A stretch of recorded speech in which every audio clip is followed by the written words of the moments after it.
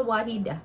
Suplemen apa yang tepat untuk penderita invaginasi dan batu empedu, Bu? Sudah ikut anti utami, Bu, anak 21 bulan sering pup ambyar. Sebaiknya apa yang perlu dikonsumsi dan dihindari? Fauziah, suplemen penting ibu hamil apa saja, Bu Dep? Maulidau, share tips pemilihan.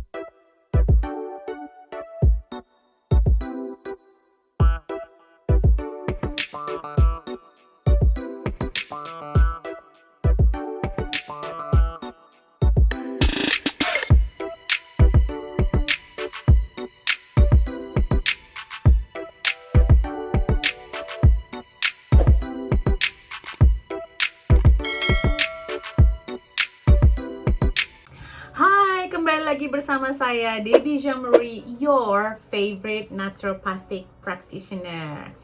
Kembali lagi dalam segmen Tanya Sehat Debbie. Teman-teman, weekend ini saya agak telat memposting pertanyaan-pertanyaannya karena saya baru saja positif COVID. Oh no! Minggu yang lalu. Dan saya sekarang recovered. Saya akan mulai lagi menjawab pertanyaan. Sebelum saya jawab pertanyaannya, jangan lupa untuk di subscribe, support akun ini supaya logaritmanya YouTube bisa membantu teman-teman yang lain agar terpapar nih dengan ilmu-ilmu naturopati yang saya share di YouTube ini. Jangan lupa di-share, di-komen, di-like, nanti saya kalau saya ada waktu saya jawab pertanyaan-pertanyaannya. Oke, mari kita jawab pertanyaan pertama dari Ibu Michelle 8_8_8. Bu, konsumsi suplemen asam folat maksimal berapa bulan? Terima kasih. Asam folat itu adalah masuk dalam vitamin B. Ya, vitamin B itu dibutuhkan setiap hari. Dan vitamin B itu berbasis air yang berarti dibutuhkan setiap hari dan keluar dengan mudah kalau kebanyakan. Asam folat ini dibutuhkan setiap hari. Again, saya akan underline dibutuhkan setiap hari dan banyak yang kekurangan, makanya semua ibu hamil diwajibkan untuk mengkonsumsi suplemen asam folat. Nah, kalau di naturopati kita menggunakan methylfolate ya, bukan folic acid, karena folic acid adalah bentuk sintesis dari asam folat. Kenapa nggak boleh minum yang sintesis, Bu? Karena nanti kalau orang sudah kekurangan asam folatnya, biasanya mereka tidak mampu untuk menyerap dalam bentuk yang sintesis. Nanti malah jadi kebanyakan dalam darah, nggak bisa dikeluarkan, diserap enggak, dikeluarkan susah. Jadi cari yang methylfolate dan sebenarnya setiap hari dibutuhkan. Jadi nggak ada maksimalnya. Vitamin B ini sebaiknya sih didapatkan dari makanan-makanan kita, sayuran hijau dan lain-lain. Tetapi berapa banyak sayuran hijau yang ibu makan? Ada nggak 500 gram per hari? Itu berat mentah ya. Oke, jadi tidak ada batasannya. Berikutnya dari DV. Salam kenal, Bu, kalau sudah didiagnosa RA, bagaimana biar bisa sembuh dan remisi? Waduh, ini satu webinar sendiri ini. Bagaimana bisa sembuh dan remisi? Yang pertama, tes vitamin D levelnya, tes food sensitivity-nya, biar ketahuan makanan apa saja yang harus ibu hindari yang memicu kondisi RA. Kebanyakan roti-rotian tuh, Bu, semua yang gluten kita hindarin aja, Bu, haramin aja, bikin sakit, obatnya lama nyembuhinnya, atau bahkan malah kalau dari sisi medis dibilang tidak bisa disembuhkan, seumur hidup minum obat. Waduh, nanti livernya tambah berat dong. Dan lakukan leaky gut protokol ya teman-teman. Untuk leaky gut protokol teman-teman bisa ikut salah satu webinar Root of Life. Oke, berikutnya Ibu Nunurul_NH. Malam, Bu Dep. Bu, kalau sakit prostat bisa disembuhkan dengan naturopati tidak ya, Bu? Bisa dong, bisa banget. Prostat itu sendiri kan sebenarnya adalah penyakit yang disebabkan karena degenerasi sel tubuh manusia dan juga adanya peradangan kronis. Jadi bisa disembuhkan. Berikutnya dari Ibu Syafitri. Anti Utami, Bu, anak 21 bulan sering pup ambyar, sebaiknya apa yang perlu dikonsumsi dan dihindari? Kalau pup ambyar itu berarti ada kemungkinan besar anaknya belum bisa mencerna, atau enzimnya masih kurang, makanan-makanannya banyak yang belum bisa dicerna. Jadi bisa menambahkan probiotik sama enzim pencernaan atau digestive enzyme untuk membantu anaknya. Selain itu coba diajarkan anaknya untuk mengenal makanannya. Jadi jangan cuma disuapin aja langsung terus tanpa dijelaskan gitu. Ini makanannya apa, manfaatnya apa. Ingat anak-anak itu juga adalah manusia ya. Dan perlu dihindari, mungkin ibu bisa tes food sensitivity-nya biar ketahuan makanan apa aja yang sebenarnya mereka alergi atau tidak mampu untuk cerna dan memberatkan fungsi pencernaannya. Ya, bisa ke Leader Indonesia, ada diskon khusus dari saya. Berikutnya dari Ibu Tika Rahayu, Bu, makanan dan aktivitas untuk yang didiagnosa kanker kandung kemih stadium 3A apa saja? Again ya, ini penjelasannya panjang banget, ini mungkin ada di webinar, karena ini kalau mau sampai sepenuhnya, saya maunya menjelaskannya sampai ke akar-akarnya. Kenapa sampai seseorang punya kanker dan sampai stadium 3A?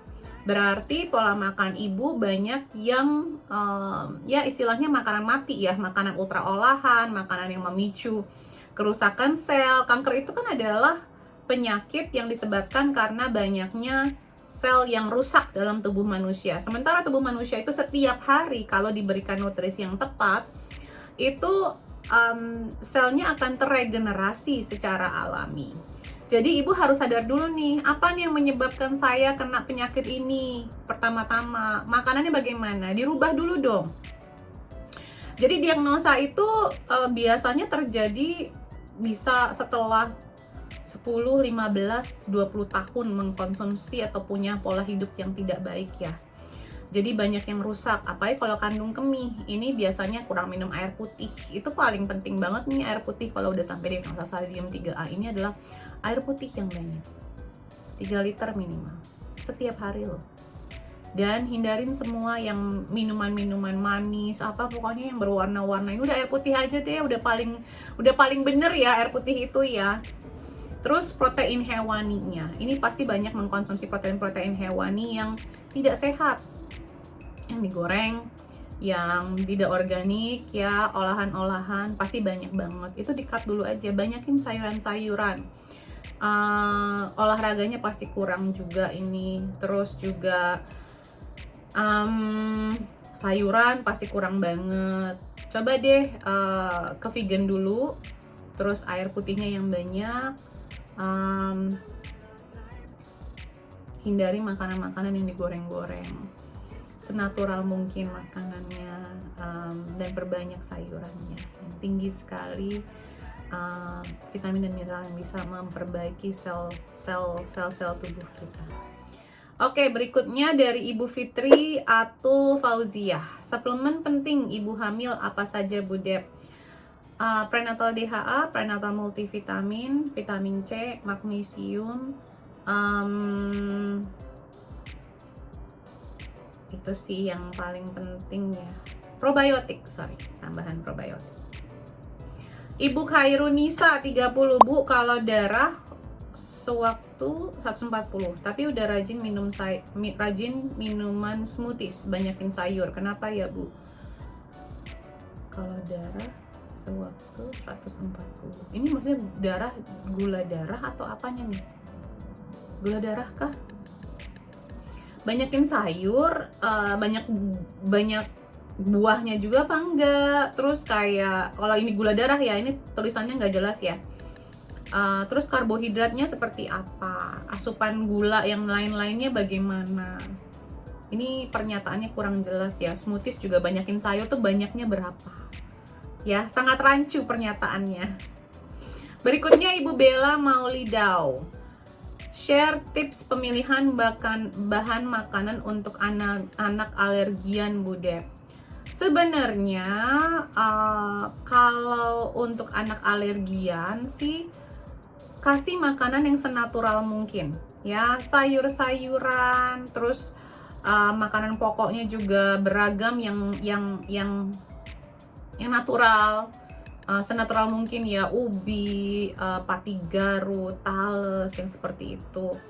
Terus juga bisa dites aja sih sebenarnya Bu, ada tes alergi, IgE dan tes food sensitivity, IgG.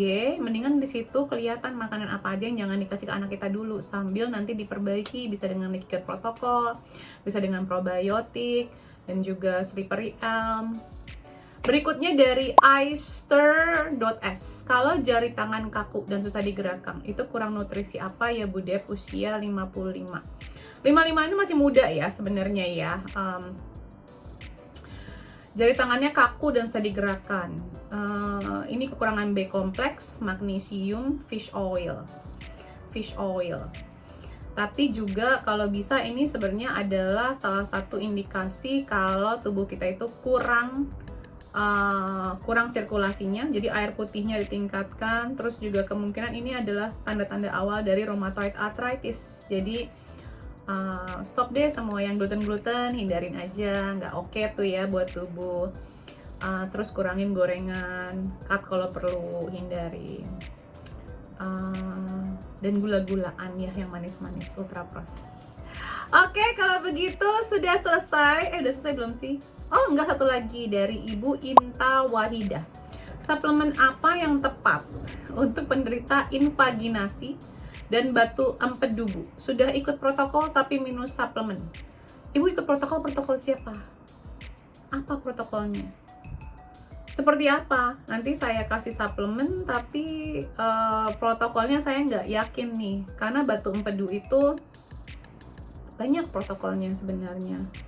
Kayak menghindari telur, menghindari lemak yang tidak sehat, gorengan, terus juga